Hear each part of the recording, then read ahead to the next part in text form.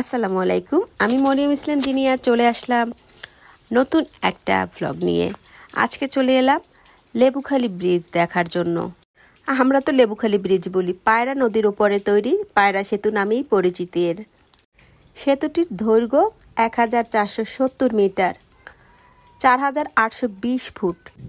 এই পায়রা সেতুটি তৈরি হওয়ার পরে পটুয়াখালীর সাথে আমাদের বরিশালের যোগাযোগ ব্যবস্থা খুবই অল্প সময়ের হয়ে গেছে। কুয়াকাটা যাতায়াতের পথ, দীর্ঘ পথ, এখন কোনো প্রকার ফেরি ছাড়াই আমরা চলে যেতে পারি কুয়াকাটাতে। দক্ষিণাঞ্চলে পায়রা সেতুর গুরুত্ব অপরিসীম। পায়রা বন্দরের সাথেও এর বড় একটা সংযোগ রয়েছে। বরিশাল, ঢাকা, পটুয়াখালী, কুয়াকাটা মহাসড়কে পটুয়াখালী দুমকি উপজেলায় লেবুখালী এলাকায় পায়রা নদীর উপরে এই পায়রা সেতু নির্মাণ করা হয়েছে। এই সেতু দ্বারা বাংলাদেশের দক্ষিণ অঞ্চলের বরিশাল জেলা ও পটুয়াখালী জেলার যুক্ত হয়। পটুয়াখালী ও রাজধানী ঢাকার মধ্যে সড়ক সংযোগের এই সেতুটি গুরুত্বপূর্ণ। 2021 সালে এই সেতুটি উদ্বোধন করেন। আর এই সেতুর এপারে লেবুখালী ক্যান্টনমেন্ট।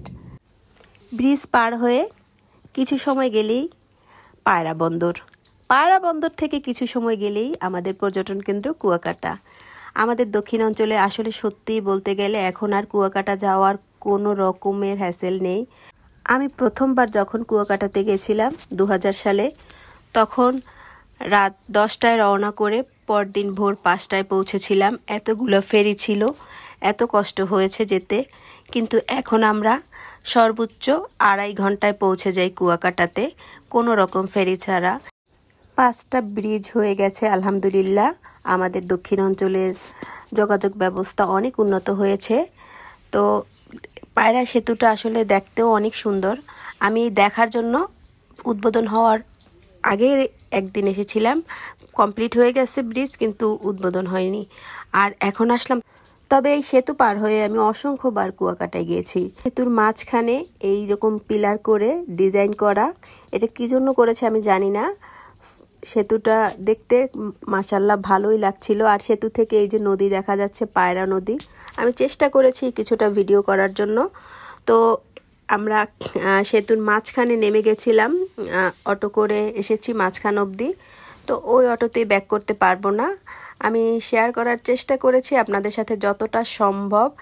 এই যে এখানে সিঁড়ি দেওয়া আছে, এখান থেকে নিচে নামা যায়, কিন্তু এই দরজাটা বন্ধ আছে, এখান থেকে নামার ব্যবস্থা নেই, কারণ নিচেই এই ক্যান্টনমেন্ট।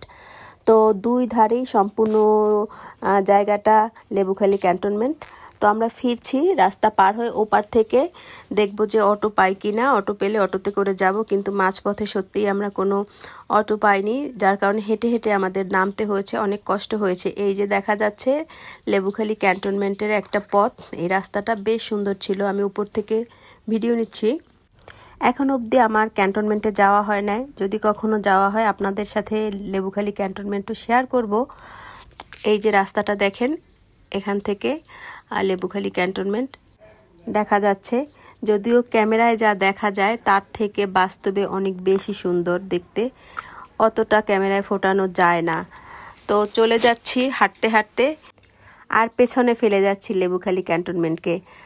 বেশ অন্যরকম একটা ভালো লাগা কাজ করতেছিল। ওয়েদারটাও অনেক ভালো ছিল। আমি ভিডিও করতে করতে আমার যেতে দেরি হচ্ছে, আর বাকিরা আমার সাথে যারা এসছে সামনে চলে গেছে। এই যে রাস্তা, এক পাশে আমি দেখাচ্ছি ব্রিজ, আর এক পাশে ওই যে ক্যান্টনমেন্ট। আর এই যে সামনের দিকে, সামনের রাস্তা, এই যে পুরোটা এদিক ওদিকে সব দিকই লেবুখালী ক্যান্টনমেন্টের আয়ত্তায় আছে। তো আমি দেখানোর চেষ্টা করেছি যতটা সম্ভব আমাদের। আর এই যে দেখা যাচ্ছে, এটা হলো ক্যান্টনমেন্টে ঢোকার প্রধান গেট। বেশ সুন্দর লেগেছে দেখতে আমার কাছে। এখান থেকে অতটা ক্লিয়ার বোঝা যায় না, আমি চেষ্টা করেছি আপনাদের সাথে শেয়ার করার। এই যে দেখেন কি সুন্দর গেটটা। যদি সম্ভব হতো ক্লিয়ার করে দেখানোর চেষ্টা করতাম। তবে হ্যাঁ, একদিন নিশ্চয়ই চলে আসবো লেবুখালী ক্যান্টনমেন্ট দেখার জন্য। আমি চেষ্টা করেছি ক্লিয়ার করে ভিডিও নেয়ার জন্য যতটা সম্ভব হয়েছে। এই যে ক্যান্টনমেন্টের গেটটা এবারে পুরোপুরি স্পষ্ট দেখা যাচ্ছে, অনেক সুন্দর লেগেছে আমার কাছে। সন্ধ্যা হয়ে আসছে, তো অন্ধকার চারিদিকটা হয়ে গেছে প্রায়। চমৎকার একটা পরিবেশ ছিল। আর সেখানে এইভাবে ভিডিও নেওয়ার আমার সবসময়ই অভ্যাস, আমি নিবই। তো যাই হোক, পেছনে আমি লেবুখালী ক্যান্টনমেন্টকে ফেলে আসছি, সামনের দিকে এগোচ্ছি। এখনও অনেকটা পথ হেঁটে হেঁটে যেতে হবে, কোনো রকম কিছু পেলাম না। যদি কুয়াকাটা কখনো সবাই ঘুরতে আসেন, অবশ্যই এখানটায় কিছুটা সময় কাটিয়ে যাবেন, বেশ ভালো লাগবে। ভিডিওটা প্রায় শেষ পর্যায়ে চলে আসছে। ভিডিওটা কেমন লাগলো জানাবেন। ভালো লাগলে লাইক, কমেন্ট, শেয়ার, ফলো এবং সাবস্ক্রাইব করতে ভুল করবেন না। দেখা হচ্ছে পরবর্তী ভিডিওর সাথে। ততক্ষণ পর্যন্ত সবাই ভালো থাকবেন। আল্লাহ হাফেজ।